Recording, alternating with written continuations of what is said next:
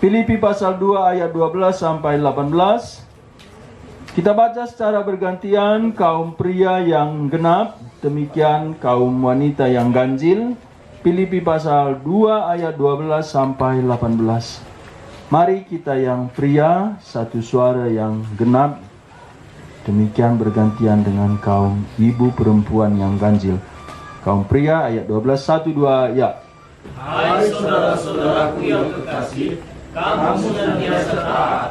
Karena itu tetaplah menjaga keselamatanmu dengan taat dan benar, bukan saja seperti waktu aku masih hadir, tetapi terlebih dulu sekarang waktu aku tidak hadir. Karena Allah yang mengerjakan dalam kamu baik kemauan maupun pekerjaan menurut kerenaannya. Lakukanlah segala sesuatu dengan tidak bersungguh-sungguh dan berharap, Supaya kamu tiada beraib dan tiada bernoda, sebagai anak-anak Allah yang tidak bercela di tengah-tengah angkatan yang bengkok hatinya dan yang sesat ini, sehingga kamu bercahaya di antara mereka seperti bintang-bintang di dunia. Sambil berpegang pada firman kehidupan, agar dapat memegang hari Kristus, bahwa aku tidak percuma berlomba dan tidak percuma bersuka-cita. Tetapi sekalipun darahku dicurahkan pada korban dan ibadah imanmu, aku bersukacita dan kamu bersukacita dengan kamu sekalian. dan Dan kamu juga harus bersukacita demikian dan bersukacitalah dengan aku. Ayat 18 sama-sama semua dua ayat. Dan kamu juga harus bersukacita demikian dan bersukacitalah dengan aku. Surat Filipi disebut surat sukacita. Surat ini ditulis Paulus bukan ketika dia santai duduk tenang-tenang di bawah pohon atau dekat sungai. Ini Paulus sedang di penjara di Roma. Di penjara bawah tanah, di penjara yang paling tengah. Tetapi dia menulis surat sukacita. Apakah sukacita Paulus? Di tengah-tengah dia dipenjarakan. Kalau kita baca semua surat Filipi ini, Paulus begitu merindukan Kristus. Dan Paulus begitu tergerak supaya Injil Kristus terus diberitakan. Saat itu Paulus menghibur jemaat Filipi dengan surat sukacita ini. Di sini dalam Filipi 2 ayat 12 dia berkata, hai saudara-saudaraku yang kekasih, kamu senantiasa taat. Memang orang Filipi ini orang yang suka melayani. Paulus berkata, hanya kamu yang menghitung untung rugi dengan aku. Maksud Paulus apa? Hanya jemaat Filipi yang terus menghitung bagaimana dia memberikan persembahan perpuluhan kepada Paulus. Jemaat Filipi tidak lalai memberikan persembahan kepada Paulus. Paulus berkata, aku bersukacita karena itu. Bukan karena persembahan yang engkau berikan, tapi bagaimana Tuhan memberkati engkau. Orang ini selain memberikan persembahan, mereka taat. Mereka suka melayani. Tetapi bagaimanapun, orang-orang yang sudah melayani ini perlu juga ditegur sebagian. Perlu juga diteguhkan sebagian. Di sini Paulus berkata, hai saudara-saudaraku yang kekasih, kamu senantiasa taat. Bukan tidak taat. Taat. Kalau taat bagaimana? Karena itu tetaplah kerjakan keselamatanmu. Keselamatan bukan karena dikerjakan. Keselamatan bukan karena hasil pekerjaan baik kita. Demikian Efesus pasal 2 ayat 8 sampai 10. Jadi apa maksud Paulus? tetaplah kerjakan keselamatanmu.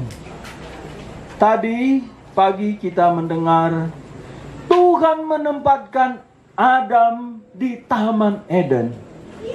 Di sanalah Adam bekerja untuk mengelola, mengusahakan, merawat dan memelihara taman itu. Buat taman itu memberikan hasil dan taman itu terus terpelihara. Tiap kita perlu tetap kerjakan keselamatan. Bukan supaya kita diselamatkan, tetapi tujuan kita diselamatkan untuk bekerja. Tetaplah kerjakan keselamatanmu dengan takut dan gentar. Oh, dulu saya pikir kalau orang sudah terbiasa melayani, sudah lama bertobat, tidak ada takut dan gentar. Tapi kalau saya lihat surat-surat Paulus ketika dia minta jemaat seperti jemaat Kolose, dia minta doakan aku juga kepada jemaat Efesus, supaya aku berani dan aku berbicara sebagaimana semestinya aku berbicara. Bukankah Paulus seorang yang pemberani? Ya, tetapi berkali-kali Paulus berkata, aku harus berbicara sebagaimana aku harus berbicara. Ini artinya apa? Ketakutan Paulus bukan takut berbicara, tetapi ketakutan dan kegentaran Paulus, dia berbicara tidak seperti yang dikehendaki Tuhan. Inilah kamu senantiasa taat, tapi kita tidak bisa sekedar taat. Sudah bekerja, jadi majelis, sudah mengerjakan tugas majelis. Tidak cukup seperti itu. Karena itu tetaplah kerjakan keselamatanmu dengan takut dan gentar. Paulus juga kepada jemaat Korinti, ketika aku datang kepadamu, aku takut dan gentar, sehingga aku tidak berkata-kata dengan hikmat manusia, tetapi dengan hikmat yang datang dari Roh Kudus.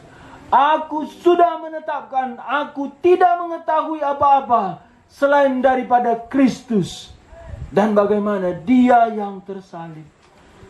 Ketakutan, kegentaran Paulus, dia takut, dia gentar. Ketika dia bekerja dengan kesenangannya, dengan kepintarannya, dengan hikmatnya, dengan kemampuannya, tanpa dikontrol oleh Roh Kudus, tanpa bergantung dengan Tuhan, tanpa sesuai dengan kehendak Tuhan. Paulus berkata, kita harus mengerti sebagaimana harus kita mengerti. Demikian kita juga setelah diselamatkan perlu taat. Tapi taat, sekedar taat tidak cukup. Paulus mengajak jemaat Filipi bekerja dengan takut dan gentar. Bekerja untuk menggenapi rencana Tuhan menyelamatkan orang-orang Filipi. Surat Paulus kepada orang Efesus juga demikian. Kita buatan Allah, dicipta dalam Kristus Yesus untuk melakukan perbuatan-perbuatan baik yang sudah disediakan sebelumnya. Demikian kepada jemaat Filipi. Paulus berkata, tetaplah. Oh, kalau sehari pulang dari retreat dari sini, udah camp, udah dicas kan, semangat. Satu minggu, ya, tadi aku dengar ya, Pak Pucandri itu bilang, tanam cabai juga ibadah. Sampai kampung, lihat cabainya, oh ada kutu-kutu, cari informasi. Kutu ini bagaimana ya? Oh, cari pakai tembakau saja kutu itu bisa sirna. Tapi tidak bisa sekali seumur hidup.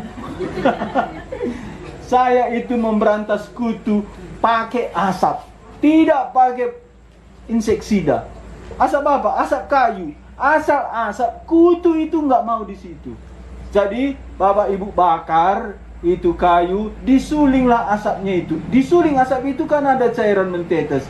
Disemprotkan itu, lari kupu-kupu, ulat, kutu-kutu. Tidak racun. Tapi mereka tidak senang bau asap. Ya memang kita pun bau asap juga. Ya nggak apa-apa. Waktu aku coba semprot, ini bau rokok semua bajuku. Kan nggak cocok juga pendeta bau rokok kan. Tapi itulah yang mengusir kutu-kutu. Ya, tapi semangat ini seberapa lama bisa kita bertahan? Nah, kalau ban mobil itu yang bagus bisa tahan 5 tahun. Yang nggak bagus itu 2 tahun, 3 tahun. Masih tebal pun bunganya itu mesti diganti. Karena benang-benang di dalam itu sudah rapuh. Ya, kita seberapa lama? Sampai minggu depan ya? Iya. Kalau jemaat itu ada hamba Tuhan yang menguatkan dia, mendorong dia. Suatu hari, aku ini sudah agak lemah gitu. Siapa yang akan menguatkan aku? Baru aku sadar, aku itu perlu mengembalakan jemaat untuk menguatkan jemaat. Tapi kalau aku sudah lesu begini, siapa yang menguatkan? Oh, inilah salibnya hamba Tuhan. Hamba Tuhan itu harus memanage, mengelola semangatnya itu supaya tetap berkobar-kobar. Bagaimana cara hamba Tuhan mengobarkan semangat? Mau kalian dengar Bapak Ibu? Gampang. Caranya bagaimana? Cari orang. Engkau kam selamat. Engkau kam begini tuh. Kaki selamat deh katanya. Ada kabar baik. Hai kabar baik. Ada pupuk subsidi. Bukan. Orang Tanah Karo hari ini cari pupuk subsidi. Karena pupuk mahal, cari lebih dari pupuk subsidi. Apa itu? Adalah cerita perempuan Samaria, cerita Lazarus dan orang kaya. Ada juga orang bilang, oh enang surga nindu dunia ndak bela kurukan katanya. Nggak apa. Tapi perhatikan, setiap kita menyaksikan Injil, hati kita itu berkobar-kobar. Adalah dosenku itu, kalau hatinya itu mulai lemah, dosenku itu kan punya mobil pribadi. Dia naik taksi mengajar. Lalu di atas taksi dia mulai PI ke supir taksi. Mulai PI. Setelah PI ada percakapan serius. Hampir sampai di kampus. Kampusnya kan Kemayoran. Dia bilang balik lagi. Balik ke Sunter. Oh, percakapan masih hangat. Oh, ayo ke Kelapa Gading gitu lagi. Balik lagi. Aku akan tambah. Bilangnya, orang itu sebagian menerima Injil, sebagian tidak. Tapi aku sudah sukacita mengajar. Besoknya hari Minggu aku sudah berapi-api berkhotbah. Oh, ku coba itu betul juga. Pertama itu, kalau iman kita lesu, cobalah kabarkan Injil. Ada lagi orang berkata, adik kita lemas gua kabar Injil katanya.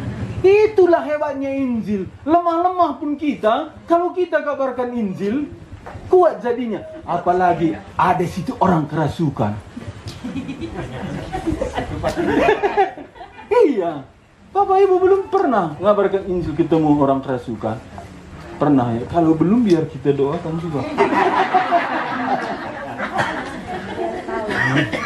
Karena kalau udah ketemu orang kerasukan, hati kita itu disucikan gitu. Segak pendatetan deharata, kalau situ orang kerasukan, langsung kita ampuni kan. Kalau nggak kita ampuni, lah kari lawan setan dah. Iya betul. Kalau kita mengabar Injil, ketemu orang kerasukan, itu semua langsung selesai. langsung kita ampuni. Karena apa? Karena ini berperang. Suatu hari Pak Ginting pergi ke Kalimantan. Dia ke sana mau mengabarkan Injil. Dia cobalah mengabarkan Injil di atas kapal. Dihirina kala Injilina, lah dia tikala ya. Dia kan orangnya sederhana, nggak terlalu tinggi juga kan gitu. Ya di bagian bantuan aku katanya. Udah lama dia di atas kapal itu, nggak ada orang yang mau dengar Injil. Doalah aku ngomong sama Tuhan. Tuhan Yesus balikin begu bas kapal ini. Rasukkan sadaya. Iya, ini nanti tanya Pak Ginting, dia cerita ini. Lalu aku pikir, kalau begini juga aku mengabarkan ini, kemana? Tapi aku nggak juga, susah. Lalu dia tiba-tiba katanya, Miss ngejelit si kerasukan. Kan lari orang semua. Dia cuma berani kabarkannya Injil. Kalau sudah setan nanda, nah koda kapal nape, nggak dilona aku kumejana mah. Kadang-kadang kita kan minta aman semua. Kalau aman semua dunia ini, ngapain lagi kita di dunia ini? Siman layanan pe narkobaan Tuhan, siman layanan pe iya luar-luar lala. Adi lebih baik dia dari kamu. Dia rajin ke gereja, dia sehat, keluarganya bagus sekali, anak-anaknya taat sama Tuhan. Lalit KIP kurang. Gimana kamu ngabarkan Injil sama orang? Oh memang, bukan segala latih mah. Sinjil itu tuh. Juren kau kurang. Oh. Jadi kadang-kadang kita buat pikiran kita. Demikian Paulus ini di dalam penjara. Dia dengar jemaat Filipi ini ada yang rubati. Yang rubati ini ya majelis. Yang rubati di sini Sintike dan Yunike. Oh, mereka ini rajin melayani. Lalu bilang Paulus, hai orang-orang Filipi, kasihanilah mereka. Mereka sudah banyak bersusah payah dengan aku. Ini didengar Paulus dari penjara.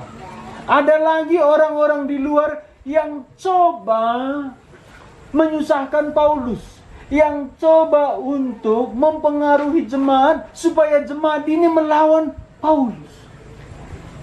Di dalam ada penjara, di luar ada majelis yang perlu didamaikan. Jemaat dipengaruhi pengajar-pengajar palsu. Bagaimana bisa bersukacita? Di dalam pasal 1 sukacita Paulus.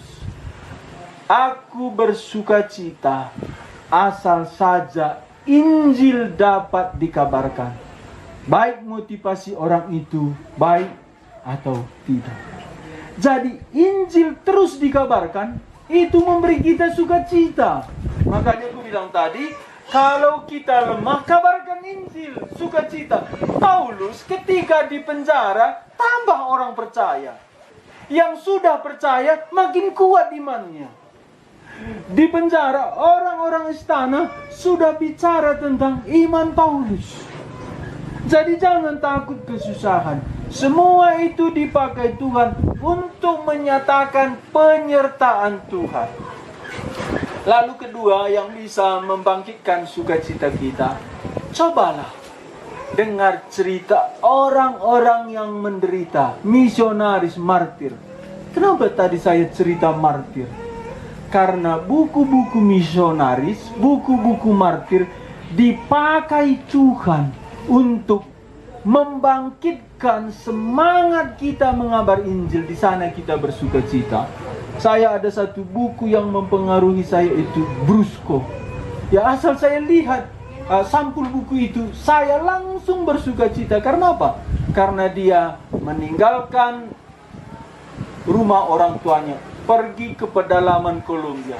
Di sana dia bertemu dengan orang-orang yang hidup di hutan. Dia tidak tahu bahasa mereka. Mereka mau membunuh dia. Mereka memanah dia, tidak mati.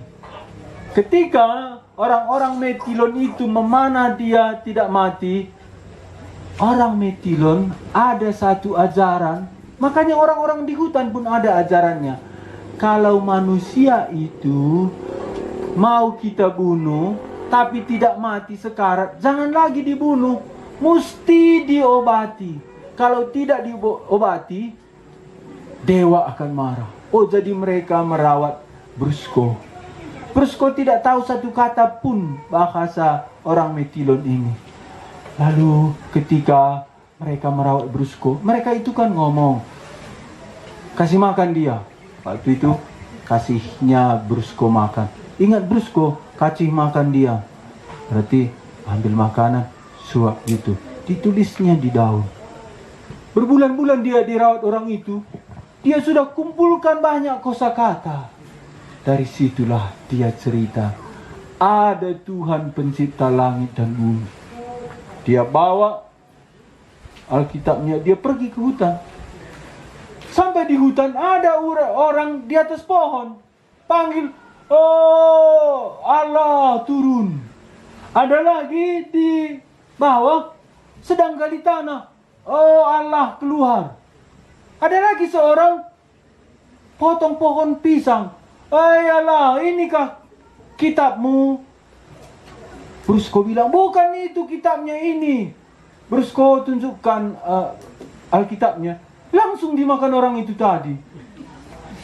Karena sebelum Brusco datang, orang-orang itu sudah dipersiapkan Tuhan. Bahwa ada Tuhan Allah pencipta langit bumi. Ada kitabnya. Kitabnya itu harus dimakan. Waktu ditunjukkan Brusco langsung dimakan. Bukan gitu makannya, gitu. Rupanya firman itu Yesus.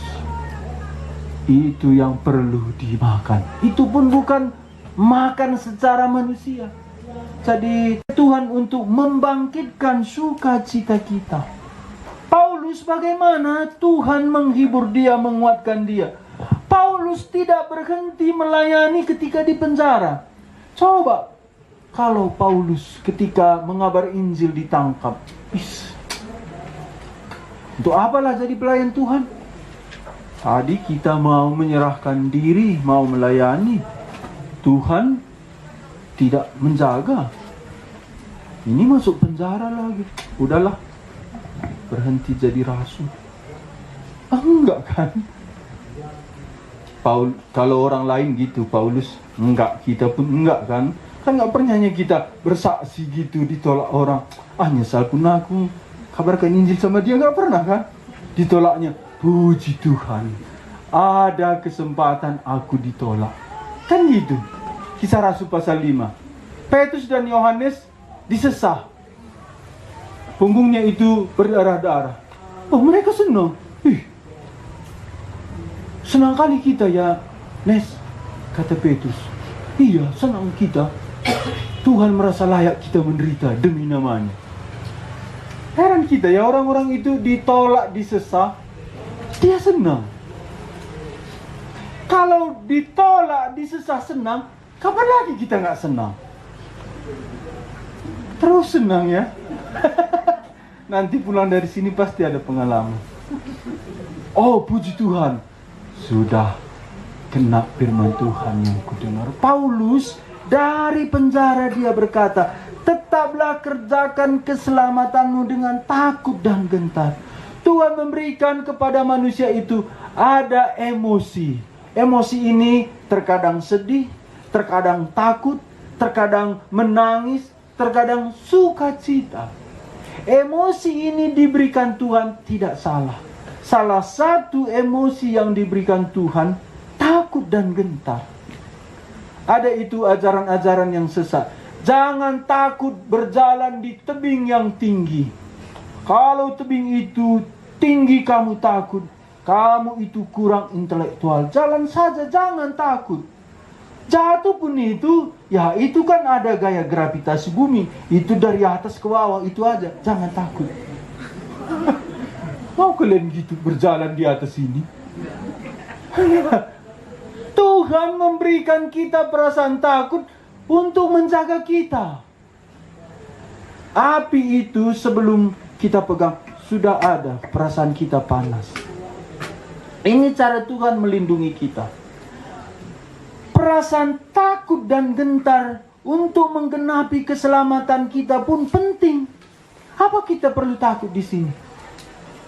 Jangan-jangan Tuhan sudah menyelamatkan aku.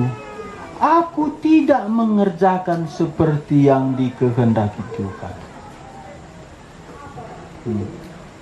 Paulus takut. Paulus dalam penjara pun takut waktunya itu terbuang di penjara. Paulus takut kalau dia penjara dia tidak bisa melayani. Akhirnya Paulus berdoa bergumul. Dia minta pena, dia minta kertas, dia tulis. Kenapa? Karena Paulus percaya dalam penjara pun ada rencana Tuhan. Dalam semua keadaan kita ada maksud Tuhan. Kerjakan di situ keselamatan kita dengan takut dan gentar. Takut gentar tidak seperti yang direncanakan Tuhan. Oh, kalau kita tenang-tenang saja, kita tidak pernah itu sukses. Kalau anak sekolah sedang ujian, waktu 90 menit. Oh, dia santai-santai. Guru bilang, sudah nomor berapa? Biasa Pak, nomor 1. Ini waktumu tinggal 30 menit. Bapak ini pun takut kali. Tenang aja Pak. Oh, nanti tinggal 10 menit. Oh, kerjakanlah. Kau masih kerjakan 2 kata guru. Bapak ini repot kali. Tenang saja. Kalau gitu anak kita, bagaimana jadinya? Naik kelas sama tinggal kelas, sama dia sama saja. Pokoknya ada kelas. Ada kelas. Itu aja repot. Naik satu tinggal. Itu aja katanya. Bagaimana guru-guru di sini kalau anak didiknya gitu? Bingung ya. Makanya kalau dulu kita sekolah, guru kita itu peseram-seram banyak. Di atas lemari itu, ingat itu di Sampai Raya itu ada ukat. Itu guru kami itu tinggi bapak itu. Siapa yang nggak bisa baca, nggak siap PR, banyak situ ukat, bukan satu. Karena itu pekerjaan tangannya. Pekerjaan tangan kami. Siapa nggak selesai, pecah. Ada kawan gitu waktu gitu, dari kepala ini darah bisa naik. Tapi semua kami anak kelas 2 semangat sekolah. Lihat bapak itu, dia kejar. Waktu bapak kelas 2 bilang, sampai sekarang orang-orang yang tamat dari Sampai Raya nggak lupa itu guru kelas 2. Itu kelas 2. Tapi bapak itu akhirnya masuk gereja kita. Duluan dia masuk gereja kita. Aku yang kabarkan Injil. 10 tahun dia sudah gereja kita. Kabarkan Injil lah aku di ladang gitu, ikut dia. Lalu keluar air matanya, ingusnya gitu. Kupikir dia nangis. Besoknya ikut dia hari kedua. Pujandri katanya, aku kelang hati Tuhan. Naik mobil kukin dia. Engkai lagi ku bilang, bagi dekah aku ngoge KM genda. Nderwi dengan kutah kelang Yesus e. Isa ngaputar no film Tuhan Yesus andalan naik tertahanku. Bandosa aku maka ia igudami teku. Jadi nderwi lagu kamahandai perlu lagi ni. Lah. Di situ dia bertobat. Guru itu cocok itu ada seram-seramnya sedikit. Kalau sekarang kan kalau cubit murid marah orang tuanya. Makanya susah mendidik sekarang kan. Pendidikan Tuhan itu, rotanlah anakmu, dia tidak mati tapi hidup. Kan gitu Alkitab. Makanya aku tetap lebih percaya Alkitab. Rotanlah dia tidak mati tapi hidup. Rotan itu untuk apa? Itu seperti pecut supaya takut. Orang Kristen sudah lama bertobat Tidak ada lagi takutnya sama Tuhan. Ini yang menakutkan. Dengar khotbah, bro, api-api khotbah, sekali ngomong, meninggal jam. Ada orang lihat jam terus, lihat jam. Ada itu diktator. Dia kebiasaannya lihat jam. Lalu Michael Khrushchev kurasa. Dia sudah dijatuhi hukuman mati. Dia akan ditembak. Masih padahal dia tidak punya jam lagi. Dia pengen mau ditembak. Ada juga orang dengar khotbah gitu. Kalau mau lihat jam, ya taruh di depan itu aja. Persiapan khotbah itu susah Bapak Ibu. Kalau tidak, coba khotbah kalian. Apalagi tiap minggu pendengarnya itu saja. Ada guru sekolah minggu itu frustrasi. Dia kehabisan cerita. Mulai dia buka mulut, itu sudah buku. Ada guru sekolah minggu kami, nggak berani lagi dia guru sekolah minggu. Kenapa? Aku kalau situ anak bapak enggak katanya. Anakku kan cerita sekolah minggu aku. Langsung ceritakannya sampai selesai. Oh itu nanti begini, itu nanti enggak jadi dimakan singa katanya. Jemaat gitu. Jemaat ini duduk gini. Kesini nanti. Udah tahu. Susah khotbah. Jadi nggak ada lagi takutnya, malahan pendetanya nanti takut. Iya. Paulus berkata takut dan gentarlah. Takut apa? Takut hati Tuhan kita kecewakan. Takut kita tidak mengikuti rencana Tuhan. Kita baca sekali lagi ya, ayat 12. Filipi pasal 2 ayat 12. 1-2 ayat. Hai saudara-saudaraku yang kekasih, kamu senantiasa taat. Karena itu tetaplah kerjakan keselamatanmu dengan takut dan gentar. Bukan saja seperti aku hadir, terlebih sekarang waktu aku tidak hadir. Ya, Paulus mengingatkan orang-orang Filipi, teruslah takut dan gentar. Tetaplah kerjakan keselamatanmu, bukan saja seperti waktu aku masih hadir. Protestan itu mulai dikenal setelah reformasi. Dan hasil kerja orang-orang Protestan itu jauh lebih baik dari kerja orang-orang Katolik. Ini fakta sampai hari ini. Produk-produk terbaik itu selalu lebih baik produk orang-orang Protestan. Dari mana mulai perubahan ini? Ketika orang-orang menolak ajaran sesat, ini terjadi di Swiss. Mereka mengikuti ajaran Protestan bahwa keselamatan itu melalui iman, bukan melalui membeli surat penghapus dosa. Orang ini harus lari kemana? Ke ladang. Mereka tidak ada apa-apa kecuali ada kuningan, ada tembaga, ada bahan-bahan metal. Lalu mereka berpikir, bagaimana kami melayani Tuhan ketika sedang dalam pelarian? Mereka mendapat inspirasi, kita buat jam. Mereka buat jam ini persembahan untuk Tuhan. Ketika kita membuat jam ini dilihat oleh Tuhan. Mereka buat jam itu sebagus mungkin. Ribuan membuat istilah Coram Deo.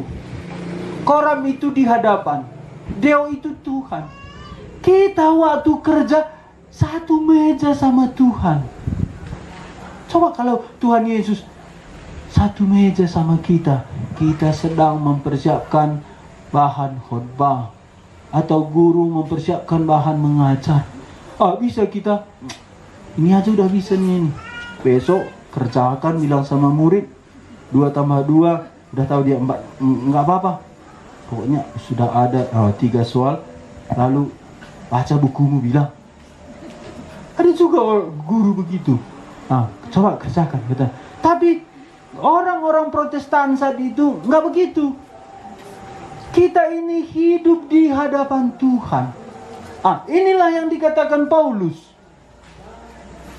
Kerjakanlah keselamatanmu dengan takut dan gentar, bukan saja seperti waktu aku masih hadir.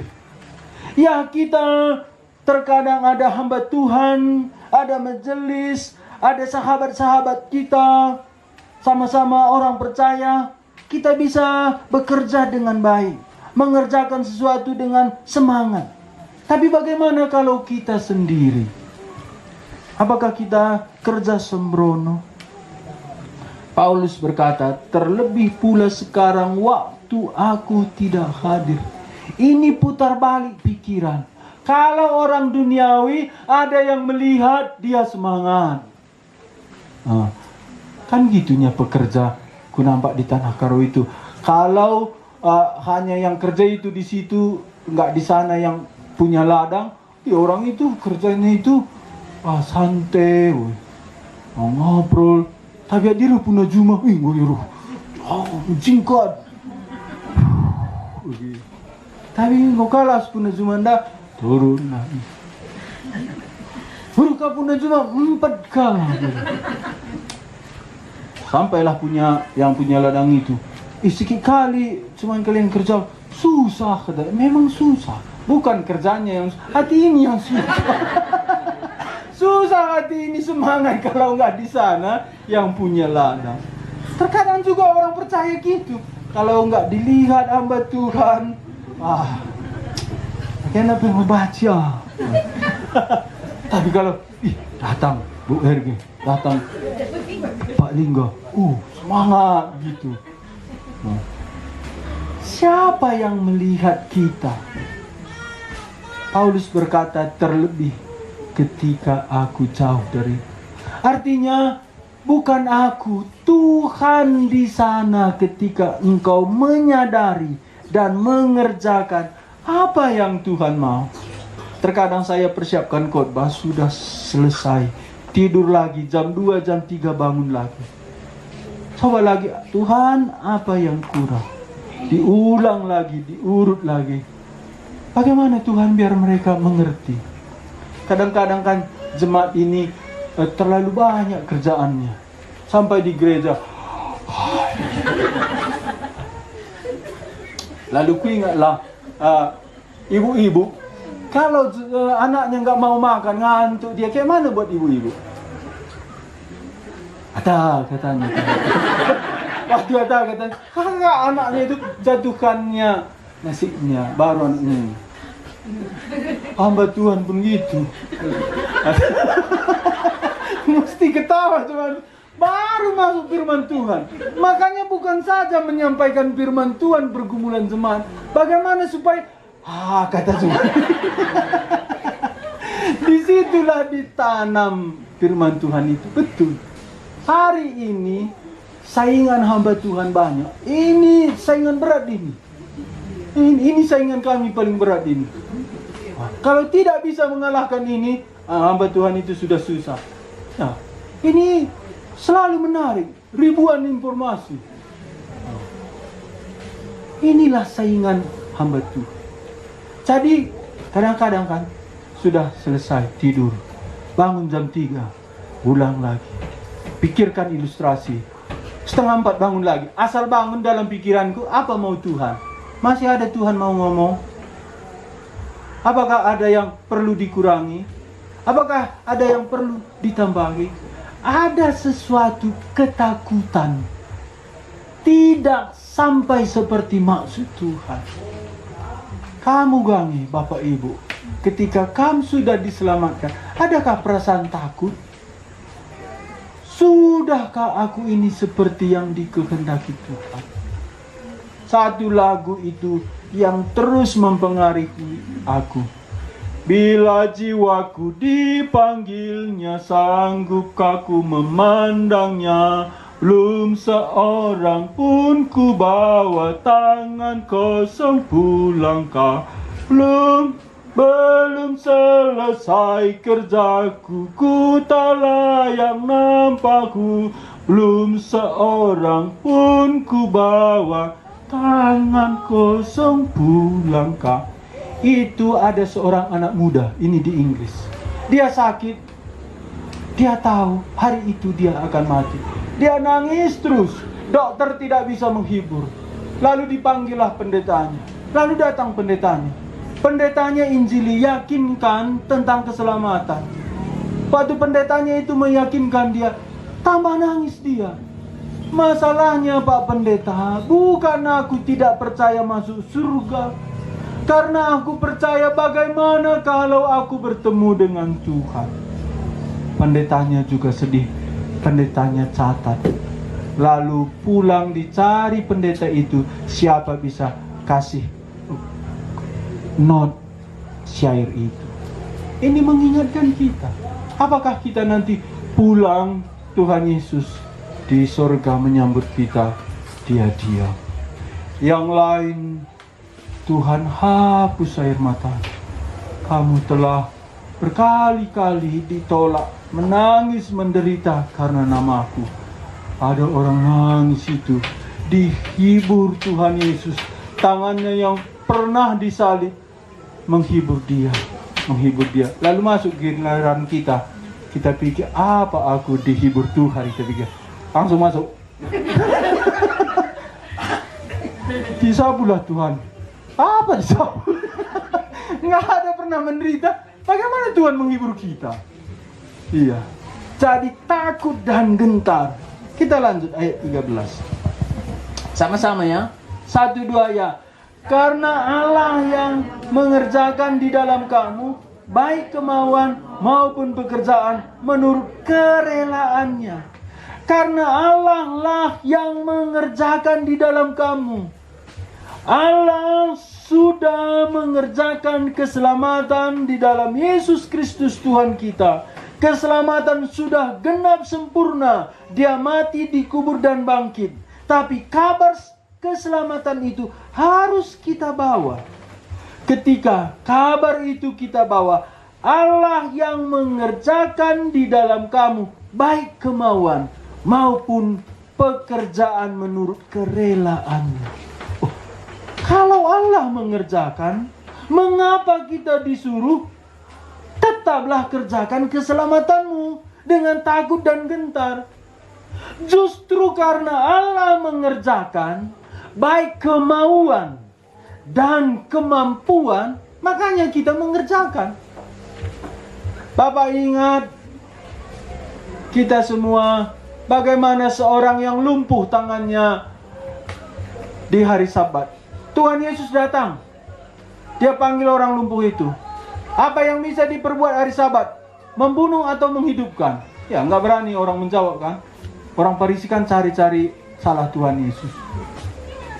Sini katanya sama orang lumpuh. Lumpuh tangannya sebelah, nggak bisa bergerak. Tapi Tuhan Yesus berkata, ulurkan tanganmu. Dia nggak jawab Tuhan Yesus. Lumpuh Tuhan. Nggak dia jawab gitu. Dia taat.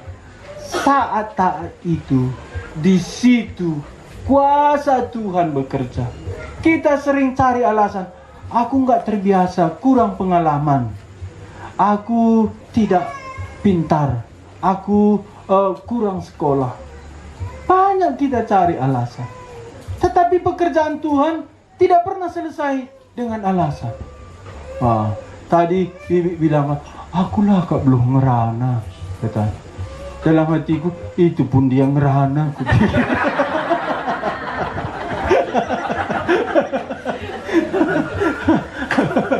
Si ngerana min kak du pesuhin zindah kan sudah selesai. Begitulah orang Israel dipimpin imam menyeberangi sungai Yordan. Yosua pasal 3, imam harus pikul tabut perjanjian. Sungai Yordan sedang meluap. Bagaimana pikul peti perjanjian, tabut perjanjian, kalau air sedang meluap? Ini tabut ini harus dijaga. Yosua perintahkan jalan. Gimana ini? Ini air meluap. Diperintahkan bawa tabut perjanjian. Imam harus dengan hormat bawa tabut. Apakah imam sambil berenang sambil bawa tabut? Kalau begitu tabut nanti tenggelam masuk air. Tapi Yosua berkata, angkat jalan. Orang itu nggak jawab, ya kamu lebih nggak gitu. Mereka percaya taat. Waktu mereka taat, Alkitab berkata, langsung berhenti. Sungai itu seperti bendungan. Semua alasan kita itu menghambat kita menggenapkan rencana Tuhan. Kita tidak mengerjakan tujuan keselamatan kita. Kalau kita kerjakan, Alkitab berkata tadi, Tuhan yang bekerja di dalam kamu supaya apa yang menjadi imanku ini. Langsung aku lewat siaran Facebook, kubacakan ini. Besoknya ada bapak-bapak sama ibu-ibu, bukan dari gereja kita. Ku bagi kamanda renungan nindu tukur tanah TK horbakan du Joshua hingga kami hari-hari. Bapak ada persembahan. Langsunglah dalam hatiku, ini konfirmasi Tuhan, ini dari Tuhan. Tapi harga tanah 280 juta. Bapak Namis persembahan 5 juta. Tapi ini bukan jemaat kita ya. Kalau bukan jemaat kita ini udah besar sekali. Dari gereja orang lain itu 10.000 pun udah mahal, rasanya gir-girtan nih. Ini bukan jemaat kita. Langsung antaranya. Lalu ada lagi ibu-ibu, aku lapar nalit emasku katanya. Baru dengar lit emasku, endang aku iting-iting. Lapar nalit emasku, lit enda emasku kira-kira sekian maya. Tapi ku bagi kamda, ku persembahkan katanya. Bilanglah sama ibu, aku 2 tahun gua ku totokan kai nari aten di Tuhan gitu. Bagaimana? Ini kita persembahkan, doa lagi. Akhirnya Mama John setuju, kami berikan lagi persembahan. Tapi dari mana? Dari satu ayat ini, Yosua pasal 3 ayat 13. Tidak ada pekerjaan Tuhan tidak diselesaikan Tuhan. Kita hanya perlu taat melangkah. Saya berapa kali ambil resiko ini, dirikan gereja di Kutamelin, bangun.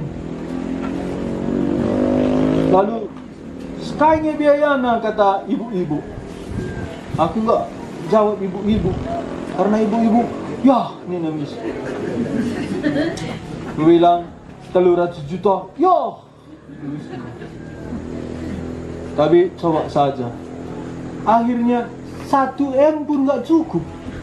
Tapi herannya, jeruk orang itu mahal banyak. Selesai gereja itu, lain kamu jilid jeruk nanda gua kak. Ketemu nanti orang Kutamelin tanya, waktu bangun itu berlomba orang itu. Galang-galang wari mo nanda, merga-merga. Yang cara lihat, ngodung ka bangunan tanda murah. Makasih Banka bangunan TK. Betul. Buat lagi proyek itu, bisa lagi. Proyek itu langsung makar bante kata sama sindala susah. Tapi sekarang ada lagi tanah mau beli. Tapi aku sabar.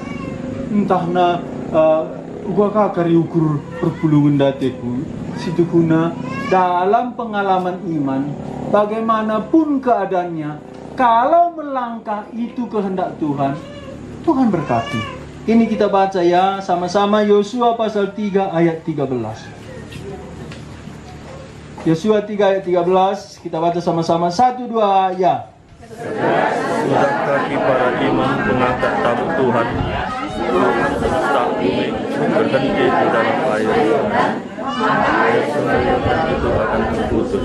Air yang turun dari hulu akan berhenti mengalir menjadi gunungan. Iya, segera sesudah kaki para imam pengangkat tabut Tuhan, Tuhan semesta bumi berhenti di dalam air sungai Yordan.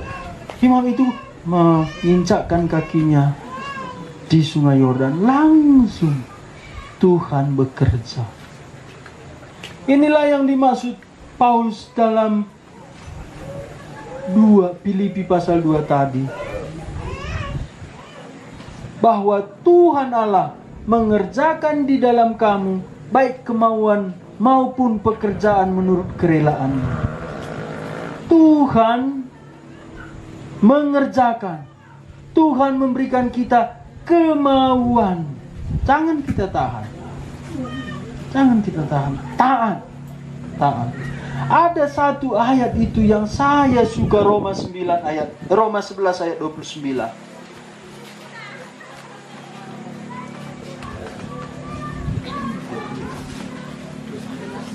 Roma 11 ayat 29.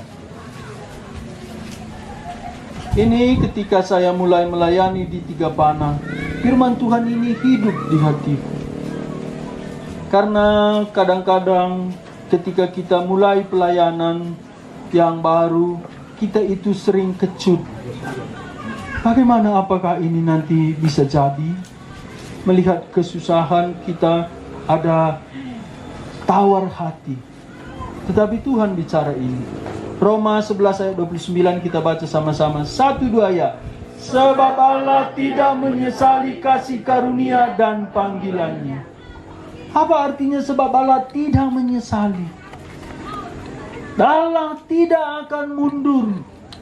Kasih karunia keselamatan yang diberikannya kepada kita ketika Dia memanggil kita di dalam Injil, Dia tidak tarik kembali rencananya. Dia pasti melengkapi kita dengan kasih karunia. Tuhan sudah merancang apa yang Dia ingin kita genapkan. Ketika Tuhan merancang, Tuhan tidak tinggal diam. Tuhan bukan dari surga, kuselamatkan, kerjakan ini, kutunggu selesai. Bukan begitu. Tuhan menyelamatkan kita, dan Tuhan membuat garis finish di sana. Ayo nakku, ayo, semangat. Kadang-kadang kita kan lemah gitu. Ayo, semangatinya. Udah putus asa kita, datang retreat camp, semangat. Disemangati Tuhan, dikasih Tuhan kasih karunia. Adalah itu seorang anak. Oh, dipanggil bapaknya angkat meja. Anak ini masih TK, angkat meja. Oh, anakku hebat, dia rajinnya, anaknya senang. Oh iya Pak, aku sudah besar ya, bisa angkat meja. Padahal tenaga bapaknya tadinya itu angkat meja, tapi anaknya itu senang. Demikian pekerjaan Tuhan. Kita terlalu lemah untuk mengerjakan firman kehendak Tuhan. Tapi setiap kita taat, kok bisa jadi ya? Kok bisa jadi? Cukup. Ya. Karena apa? Karena Tuhan tidak menyesali kasih karunia dan panggilannya. Sesi yang keempat ini kita sudah selesai kah? Jam 5 ya? Iya. Puji Tuhan, kalian enggak, Bapak Ibu enggak lihat jamnya. Puji Tuhan. Pada orang. Boleh kalau mau ada yang mau bertanya boleh. Iya, boleh. Iya. Dilanjut lagi. Ya, senang juga bertanya biar ada variasi. Kira-kira apa yang Bapak Ibu mau? Kalau kami bertanya. Iya. Kalau ada nanti langsung tunjuk tangannya. Apa-apa. Tak ada tadi, inilah aku tanya gitu. Iya. Kita baca lagi ayat 14. Kita baca ya, kalau mau bertanya langsung Pak gitu, nggak apa-apa karena kita ini kan keluarga Tuhan kan. Ayat 14 sama-sama 1 2 ya. Lakukanlah segala sesuatu dengan tidak bersungut-sungut dan berbantah-bantahan. Ayat 15, supaya kamu tidak beraib dan tiada bernoda sebagai anak-anak Allah yang tidak bercela di tengah-tengah angkatan yang bengkok hatinya dan yang sesat ini, sehingga kamu bercahaya di antara mereka seperti bintang-bintang di dunia. Lakukanlah segala sesuatu dengan tidak bersungut-sungut dan berbantah-bantahan. Bisa juga kita melakukan pekerjaan Tuhan sambil ada lagi musiknya yang sungut-sungut. Tapi pengalamanku ya, adalah satu orang kulihat rajin untuk melakukan pekerjaan Tuhan. Suatu hari saya tidak sangka dia begitu entah apa yang ada dalam hatinya, tiba-tiba dia marah. Aku kasihan sama dia. Lama rohaninya itu tidak bisa pulih. Jadi lakukanlah segala sesuatu dengan tidak bersungut-sungut dan berbantah-bantahan. Bapak itu akhirnya sadar dan dia tidak lagi protes apa yang seharusnya dikerjakan. Dia tidak protes. Tapi lama rohaninya itu terganggu. Apa yang kita pelajari dari ini, firman Tuhan ini, kalau kita bersungut-sungut sambil melayani Tuhan, berbantah-bantahan, kita beraib. Kita beraib. Apa artinya kita beraib di sini? Ketika kita mengerjakan itu, pekerjaan Tuhan, dan pekerjaan Tuhan itu selesai, sudah tidak mulia lagi. Di sini dikatakan ayat 5, supaya kamu tidak beraib dan tiada bernoda. Malam itu kalau langit bersih, bintang-bintang itu indah, oh kita senang. Paulus berkata, ketika kamu melakukan pekerjaan Tuhan dengan takut dan gentar, tidak bersungut-sungut, kamu itu seperti bintang di langit. Kadang-kadang ya, kita tidak tahu. Banyak kali orang terberkati ketika kita melayani Tuhan. Ada itu jemaat, dia tidak banyak bicara.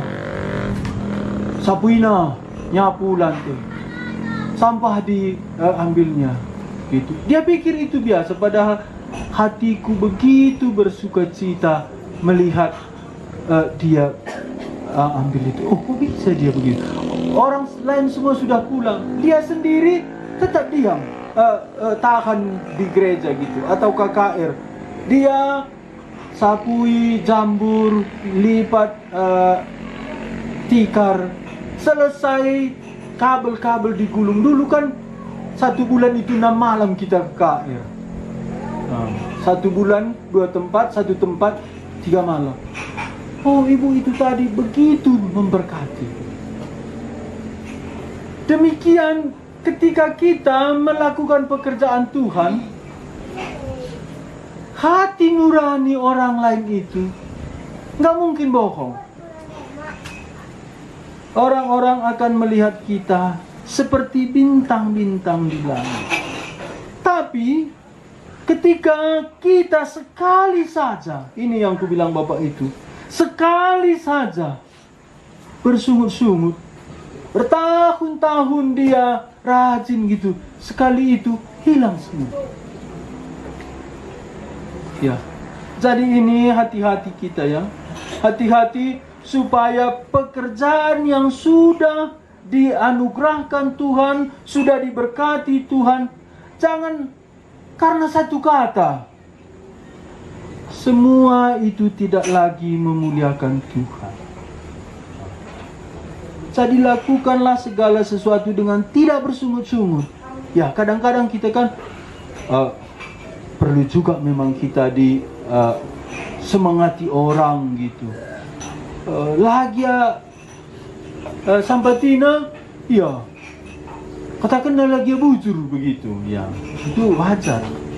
Tapi orang lain juga rupanya ada pula pergumulannya yang lain, nggak nampaknya kita di situ pun. Ngopi kita nampui, nyapu kita nggak nampaknya. Kenapa? Dia lebih berat pergumulan. Iya. Jadi kadang-kadang kita harapkan, makanya ada istilah itu, ula pindo, sisik manci bakut. Bagaimana kalau minta sisik itu sama ikan lele? Nggak ada ya. Selana kamkari kata. Setelah itu tahu ya apa king baksit. Iya. Kalau ikan lele patilnya cuma ada. Jangan minta sisi ikan. Nah katanya kasihnya patilnya sama. Ada orang hatinya susah. Kita minta lagi. Ya silang ngamindai. Ngulah tikap duma katanya. Ini pencobaan. Pencobaan ini tidak sering datang. Tetapi ini kalau kita tidak menahan diri, bisa semua itu hilang.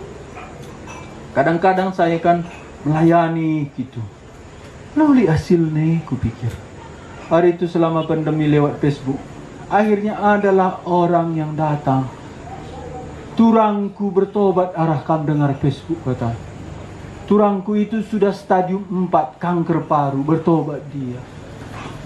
Habu saja bertobat, engkau kurang sui paruna dah. Pagi yang ku bilang, katanya, depan gereja kita dia cerita. Bujur ya, teruskan dulu kata. Kupikir selama ini, karena nggak ada orang di situ, susah khotbah. Lewat online itu susah. Angin saja mana khotbahan. Makanya online ini ada baiknya, ada juga rusaknya. Karena kita kadang-kadang nggak peduli lagi sama orang. Aku kan kadang-kadang di mobil gitu lewat kalau pergi, terpaksa tutup cupingnya dah bagi, nggak peduli sama. Pikir orang kita sombong lah hati. Padahal kita konsentrasi. Jadi selain kita mesti mengabaikan orang lain, anggaplah depan ini jemaat GKMI Kuala Tanjung Langkat Seibing mesti ada, tapi patahnya nggak ada. Makanya terkuras habis energi. Jauh lebih enak depan-depan kita gini. Itu adi menter cerno bung katanya ada suara air. Oh, kena kau. Lihat itu. Tapi adi sebentar biur bagus. Tunggu. Bila nih. Keri gugah tak habis. Iya. Inilah hamba Tuhan, makanya sekali-sekali tanya Pak gitu juga. Iya, ada feedbacknya. Itulah manusia. Manusia ini perlu diisi. Jadi kadang-kadang ketika kita lelah, kita bisa jungut-jungut.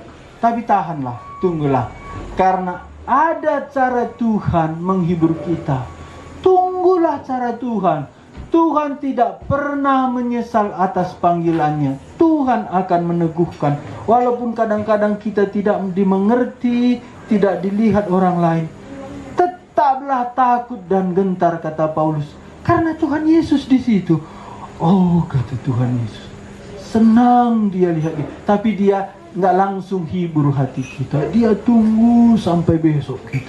Supaya kita belajar melayani Tuhan dengan murni. Kita selesaikan.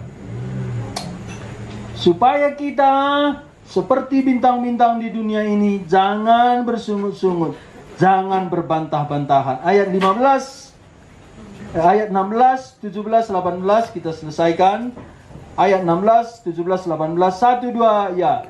Sambil berpegang pada firman kehidupan, agar aku dapat bermegang pada hari Kristus, bahwa aku tidak percuma berlomba dan tidak percuma bersusah-susah, tetapi sekalipun darahku dicurahkan pada korban dan ibadah imanmu, aku bersukacita dan aku bersukacita dengan penuh dengan kamu sekalian. 18:2 ya. dan kamu juga harus bersukacita demikian, dan bersukacitalah dengan aku. Paulus dalam semua ini dia mengingatkan jemaat Filipi sambil berpegang pada firman kehidupan, agar aku dapat bermegah pada apa? Hari Kristus. Kristus akan datang sekali lagi. Jadi Paulus mengingatkan jemaat Filipi, kamu itu bekerja bukan untuk hari ini, untuk hari kedatangan Kristus. Dia akan memberikan mahkota kepadamu. Bekerjalah untuk yang kekal. Jangan bersungut-sungut, jangan berbantah-bantahan. Tak mungkin semua hasil pekerjaan kita hari ini kita menerima upahnya. Paulus itu ketemu nanti kita di surga, dia kaget. Kenapa? Aku heran, katanya. Ada orang Tanjung Langkat baca suratku, surat Filipi. Paulus nggak pernah sadar dia tulis surat ke Filipi.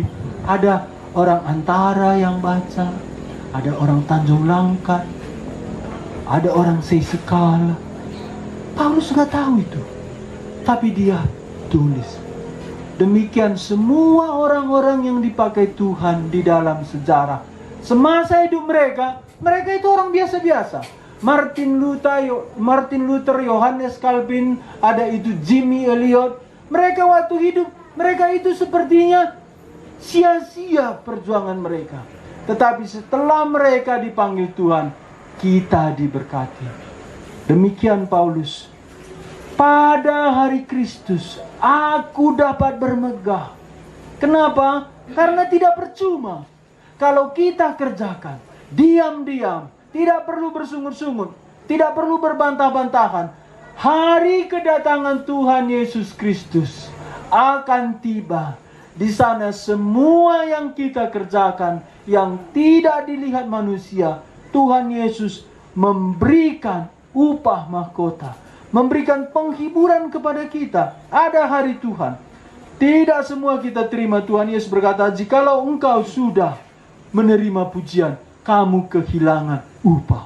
Oh, makanya nggak cocok juga kalau sering-sering kita dipuji ya. Habis nanti tabungan kita di surga. Ya, ada itu pendeta John MacArthur. Dia sering dipuji orang. Aku ini merasa rugi. Kenapa? Upahku di surga nanti hilang lagi sedikit, kata. Jadi bagus juga ya. Nggak banyak orang lihat kita ketika kita melakukan pekerjaan Tuhan. Supaya apa? Supaya pada hari Tuhan, Tuhan Yesus berkata, aku melihat apa yang kamu kerjakan. Lalu jemaat, sidah Bapak Sianuah berindah, tempalah dia tina Tuhan mah. Kepekan melala yar toto. Dika kepejumana untuk Tuhan. Ada lagi jemaat kami gitu, tanamnya lagi tanamannya. Enda untuk aku, tambahin kasa dan terang agenda, enda untuk pekerjaan Tuhan, katanya. Oh, jadi di ladangnya itu ada dua berbagai, satu untuk dia, satu untuk Tuhan. Kutanyalah, apa yang kak dusiriah dengan sagu? Iriakanlah si untuk Tuhan, kata. Makanya adilah kak meriasa kujuma suan sadan ternah bagian Tuhan ya. Betul ini. Waktu sama tindo enda gin, waktu enda gin Tuhan, ya bertuhan kamje. Hasilnya nantilah belakangan. Tapi waktu ini dikerjakan ada sukacita.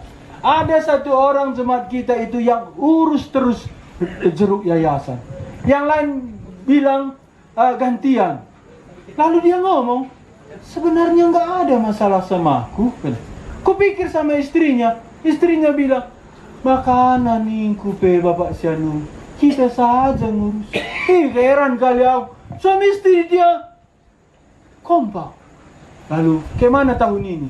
Ya, Adi Banci. Aku dengar katanya. Heran aku. Jadi, aku hampir 2-3 kali satu minggu kudoakan. Waktu ini pun pingat doakan saya. Karena apa? Ada ladangnya. Ada ladang yayasan. Ladangnya pun luas. Senang dia ladang yayasan itu. Kalau kamu lihat Facebooknya itu sering juga itu diposting. Kenapa aku bilang? Meriah kin wakaf katanya. Jadi sekarang meriah siakap. Lape puji kala. Waktu Yesus datang, kita akan menerima upah dari Tuhan Yesus pada harinya. Ini ada penghakiman 2 Korintus 5 ayat 10. Tapi penghakiman ini bukan untuk orang yang tidak percaya. Ada 2 penghakiman di hari kedatangan Kristus. Satu penghakiman takhta putih, itu surga neraka. Kita yang sudah dipilih Tuhan, tidak ada lagi penghakiman takhta putih. Yang ada penghakiman pemberian mahkota. Inilah yang kita nanti. 2 Korintus 5 ayat 10. Sama-sama kita baca 1-2 ya. Sebab kita semua harus menghadap takhta pengadilan Kristus, supaya setiap orang memperoleh apa yang patut diterimanya sesuai dengan apa yang dilakukannya dalam hidup ini, baik ataupun jahat. Diterima di sini bukan penghakiman surga neraka, tapi pujian, mahkota, penghiburan dari Tuhan Yesus. Tetap takut dan gentar untuk mengerjakan keselamatanmu, sebab Allah pun mengerjakan keselamatan di dalam kamu, baik kemauan maupun pekerjaan menurut kerelaan kehendaknya. Dan kita diingatkan jangan bersungut-sungut, jangan berbantah-bantahan, supaya kita seperti bintang yang bercahaya di atas bumi ini. Nama Tuhan dimuliakan dan Tuhan Yesus datang pada harinya. Disitulah kita dengan sempurna menerima apa yang kita kerjakan untuk Tuhan. Sampai di sini sesi keempat ini saya serahkan kepada Bu Dami.